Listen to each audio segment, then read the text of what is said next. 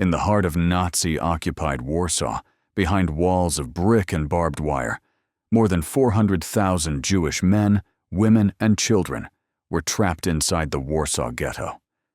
Most would never make it out. But one woman, armed not with weapons, but with courage, false papers, and a tiny vial of ink, would fight back in a way no soldier ever could. She wasn't a spy or a soldier. She was a social worker. Her name was Irena Sendler. And during the darkest years of World War II, she smuggled 2,500 Jewish children to safety and hid their true names in glass jars buried beneath apple trees. Before the war, Irena Sendler was an ordinary woman, living an ordinary life. Born in 1910 near Warsaw, she studied social work and believed that helping others was more than a job. It was a moral duty. When the Nazis invaded Poland in 1939, Warsaw became a city under siege. Jewish families were forced into the Warsaw Ghetto, a few square blocks surrounded by high walls, sealed off from the rest of the world. Disease, starvation, and death stalked the narrow streets. Children wandered barefoot, clutching bread crusts, and anyone who tried to help them risked execution. But Irena couldn't look away. She saw not numbers or prisoners, but people. And she made a choice that would change history. In 1940, the Nazis sealed the ghetto completely. No one could leave without a permit. Irena joined the Warsaw Social Welfare Department, using her position as cover. Officially, she was delivering food and medicine to prevent disease.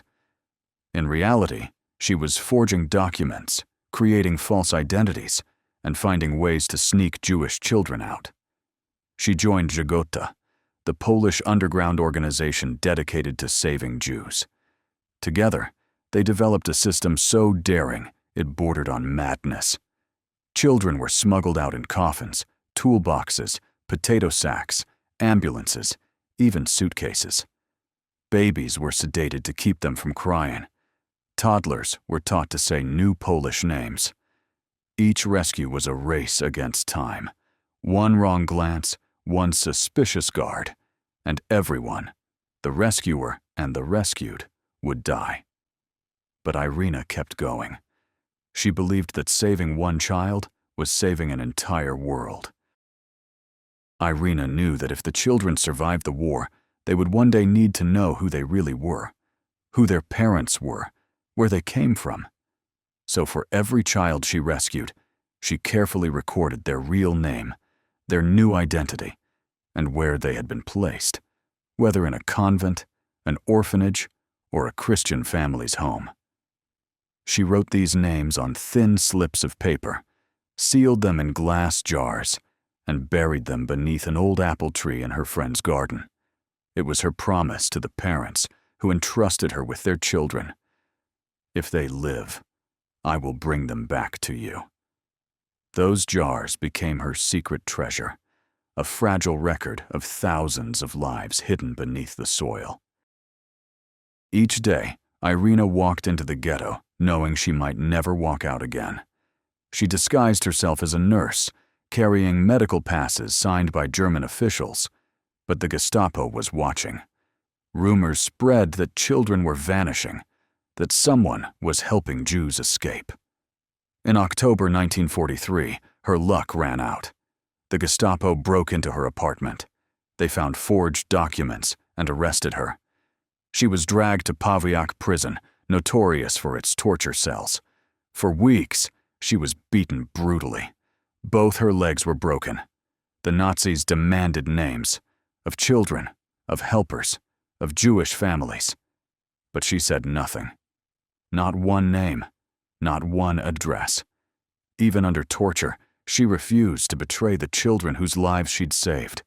When she was sentenced to death, she whispered to herself, "At least the jars are safe." But fate intervened. The Polish underground bribed a German guard and smuggled Irena out of prison, moments before her scheduled execution. Her name appeared on Nazi death lists as executed, but she was very much alive. She went into hiding, continuing her work under a false identity, because the war was not over, and there were still children left to save. When the war ended in 1945, Warsaw was in ruins.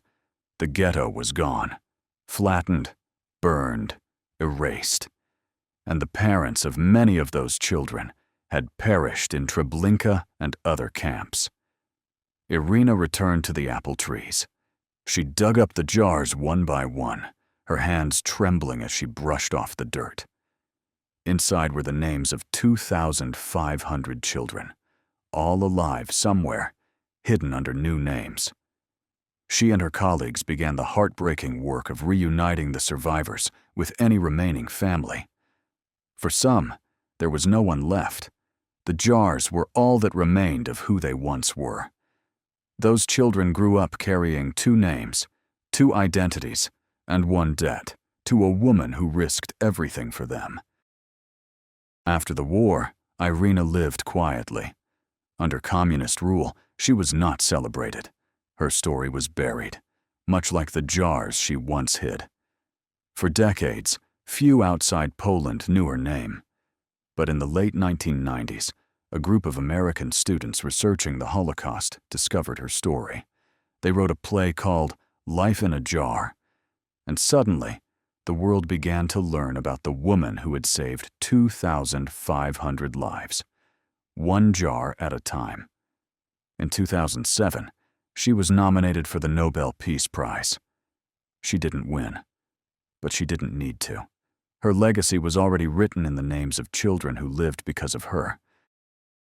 Irena Sendler passed away in 2008, at the age of 98.